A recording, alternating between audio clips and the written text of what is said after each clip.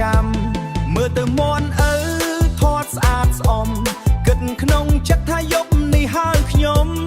លួចលាក់ដើរស្ទើរមិនអោយឮសំឡេងចូលទៅក្រោយផ្ទះយកមន់ដោយលេងអត់តូននួនទូនដែរអត់នួនទូនលួចមន់មិនខ្លាចអ្នកណាទេអូចាប់បានហើយរត់បាត់ដូចខ្យល់ចុងក្រោយដេញទាន់នៅក្បាលខ្ញុំចុងក្រោយដេញទាន់នៅក្បាលទូ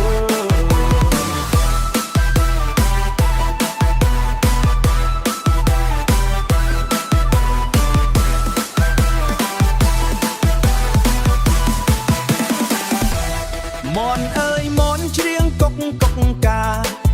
ឮសំឡេងរត់ចេញភ្លាមភ្លាមណា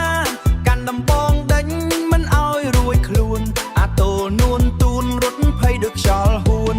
ជើងឆក់ដីដួលកណ្ដាលផ្លូវមានក៏រត់បាត់ទុកឲ្យគេសើចហៅនិយាយថាកុំធ្វើបាបទៀតអាតូនួនទូនសន្យាខ្ញុំឈប់ហើយពិតអាតូនួនទូនដែរអាត់នួនទូនលួចមន់ឥឡូវដឹងខ្លួនហើយប្អូនចាប់បានហើយរត់បាត់ដូចខ្យល់ចុងក្រោយដេញទាន់នៅក្បាលខ្ញុំចុងក្រោយដេញទាន់នៅក្បាលទូ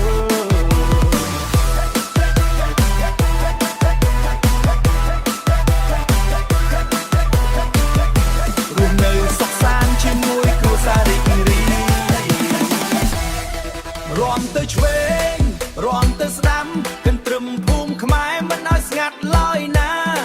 សើចសប្បាយទាំងភូមិទាំងស្រុករឿងអាចនួនទូនខ្លាយជាកំប្លែងគ្រប់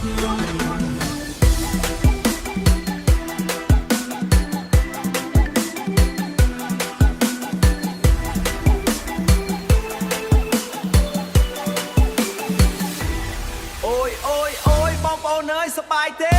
ចាំយកទៅច្រៀងទៅរាំវង់ជុំគ្នាផងណា